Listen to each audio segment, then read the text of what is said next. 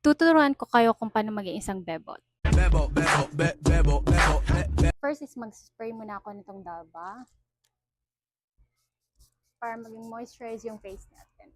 Ayan, sobrang glowing na ng skin natin. This is actually my third bottle na. Next is gagawin natin yung eyebrows ko. So, lilinisan natin gamit itong wet tissue. Next is mag-moisturizer tayo gamit itong Papa Feel 577 Brightening Cream. Next is gagamitan natin ng brow gel yung kilay ko para tumayo yung mga buhok. Ayan, ang ganda na ng kilay natin. So, if you have stubborn hairs sa kilay mo, then this one is really good. Next is filling the sparse area of my eyebrows.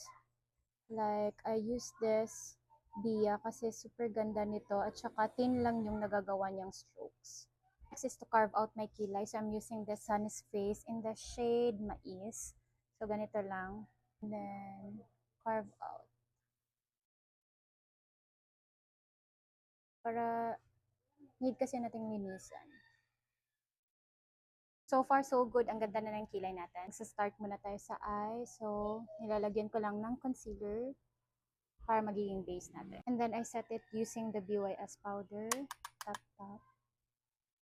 Gagamitin natin itong Fashion 21 Multi-Palette. Ang ganda nito guys kasi meron na siyang mga shimmers and then matte eyeshadows. Ito din yung blush on, contours at saka highlight. Kukunin natin itong shade na to para maging transition natin. Tap and then all over the lids. Ayan, kulay na to. Tap the excess and then here lang. Tapos, smudge nyo siya until pa-inner. And get this eyeshadow para sa outer area here. Para magka-dimension naman siya. Smudge it out para mawala yung harsh lines. Like, outer, inner, outer, inner. Natin tong shimmer na to here. There you go. Sobrang ganda. Mag-eyeliner lang muna ako and I'll be right back. So, ito na yung eye makeup look natin. Inuna ko talaga yung eyeshadow kasi kung meron siyang fallout, at least man lang malinisan natin. Next is for my base. I'm using this illuminator para mag-glow yung skin natin. Grabe, sobrang ganda talaga ng Lovely Cosmetic na illuminator. Next is wala naman tayong sobrang tatakpan. So, I'm using this Get Ready With Me Daily Skin Tint. I'm in the shade beige, medium warm. Sobrang ganda nitong skin tint, guys. As in, like, it feels like skin light. Ito talaga yung nagustuhan ko sa Get Ready With Me ng mga products. Ganda, like, a little goes long way.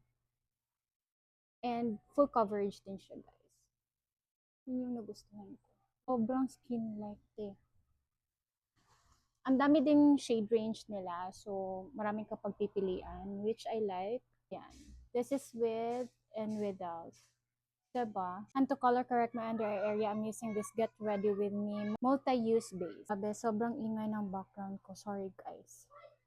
Contour my face, I'm using this Careline Multi-Stick in the shade Contour Stick. Grabe. Sobrang dugyot guys. Sorry na. So here, and then here. Here. So start to blend it pataas. Like ganyan. Para magka-dimension siya. Like, look at that. This is with and without. Para maging, for the liquid blush, gagamitin natin tong Chuchu Beauty in the shade Ballet Pink. Like here. I really love muted na mga pink blushes. Just like this. Kasi, ang dali lang niyang lagyan ng powder blush later. Next is concealer. I'm using this Lovely Cosmetic concealer in the shade 3MW. So, lalagyan lang natin here. And then here. Conceal natin yung mga area. At saka, kung saan natin gustong i-highlight. Ayan. Start to blend this out here. Ayan. Para maging snatch siya. Here.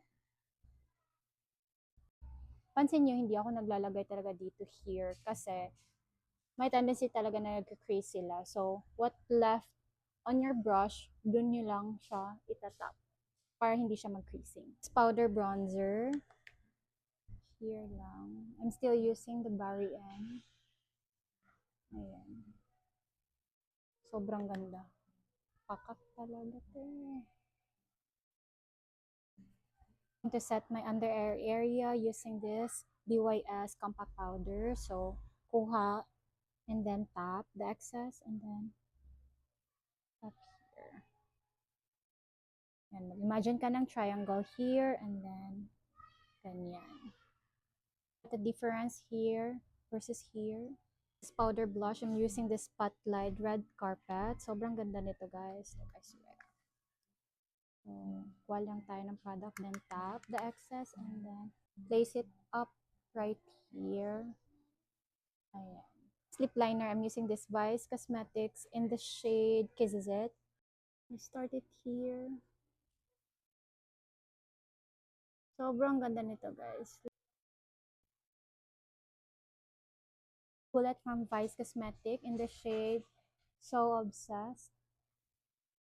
Like, tap, tap, tap lang. Doing my makeup using this Dazzle Me Get a Grip. So here's the final look. I hope you like it. Like and follow for more. Bye! bebo, bebo, bebo.